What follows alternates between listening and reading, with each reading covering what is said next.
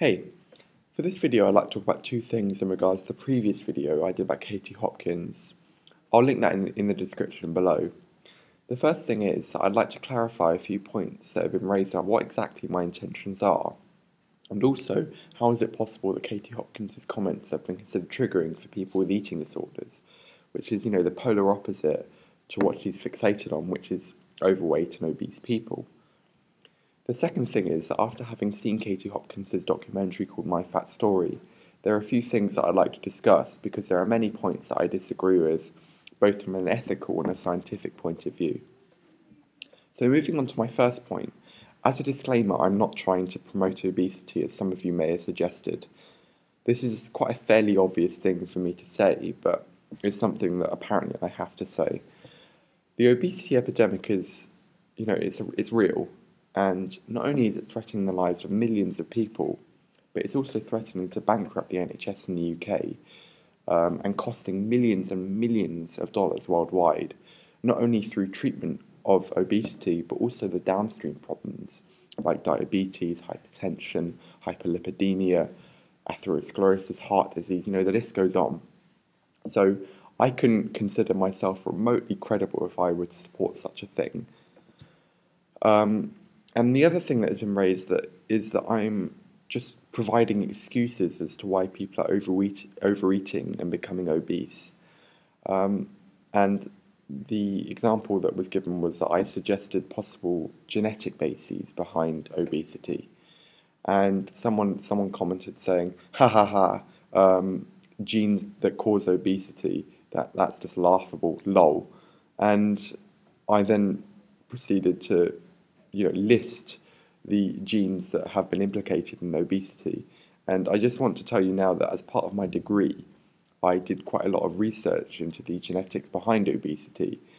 And not only have genes been discovered that render you more susceptible to obesity, but also epigenetic factors, which are things that are other than genes that control the amount a gene is expressed, the amount the protein is, expressed from the gene, the activity of the downstream protein.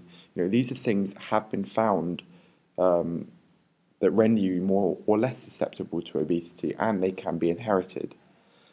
The other excuse that I've apparently been giving as to why people are overweight is that food has become more plentiful and more processed in such a short period of time that we as humans haven't been able to adapt to it. And this isn't something that I just, plucked out of my head. Again, as part of my degree, I was researching the possible hypotheses behind obesity. And other than, the genetic susceptibility, there are these other hypotheses, social hypotheses that have been suggested. And, some of them are rubbish, but this one is one that has been considered more credible and has gained support over the years. So, before you just blindly say that I'm suggesting rubbish things, I urge you to look into the literature that is out there. That is not only quite interesting to read, but it's also becoming more and more plentiful as the days go on. So, rather than these being excuses as to why people are the way they are offering explanations, which, is an important difference. An explanation is to trying to allude to an underlying factor that is causing the downstream effect of overeating and, under-exercising. So, it would make more sense to identify and treat these underlying factors rather than, the end result of the overeating, because not only would it be more effective, but it would be more efficient because you'd be treating more people effectively. I hope that clears that up. The second thing is, how is it possible that her comments have been considered triggering for people with eating disorders? And for this, you have to sort of be in the mindset of someone with an eating disorder, which is impossible if you haven't suffered from it.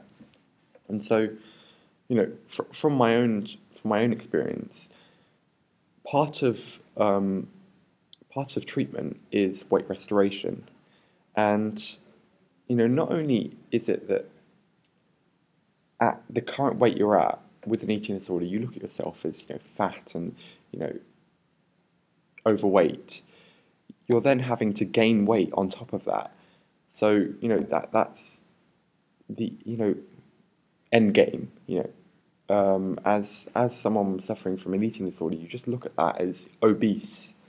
And so by Katie Hopkins calling people with obesity, fat, lazy, stupid even, people with eating disorders think, oh my God, that's what I'm going to be.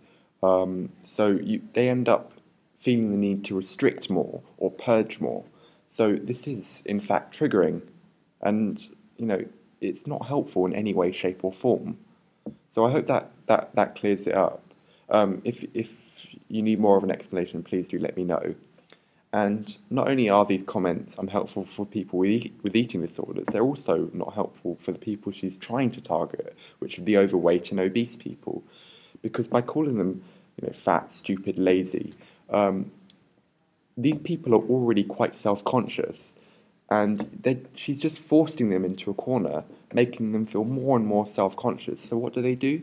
They comfort eat, because people with obesity, they don't have a functional relationship with food that Katie Hopkins herself said she has. They have an emotional connection with food. So when they're feeling down, they eat more. And so by Katie Hopkins, downplaying them, making them feel more depressed, they're obviously going to eat more. And, it may be helpful for some people. It may kick them to, look at their lives in a different way and, try and lose the weight. But in the majority of cases, it won't be helpful at all. Now, moving on to the next point, I have seen Katie Hopkins' documentary called My Fat Story. And not only is it a ludicrous title for a documentary, it was also one of the worst documentaries that I've ever seen in my life. I do commend her, first of all, for her intention. She is trying to help the obesity epidemic, but the way she's going about it is completely wrong. She's publicly shaming people with obesity. She is very naive in the sense that she thinks that people should just eat less, move more. That's her campaign, the Eat Less, Move More campaign. But she herself has said that she has a functional relationship with food, and people with obesity have an emotional relationship with food.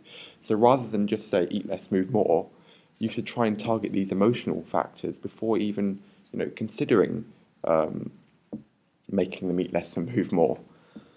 But the fact that she's so forthright, you've got to sort of question her intentions in the first place, because in some respects she's probably just doing it for the publicity and for the money.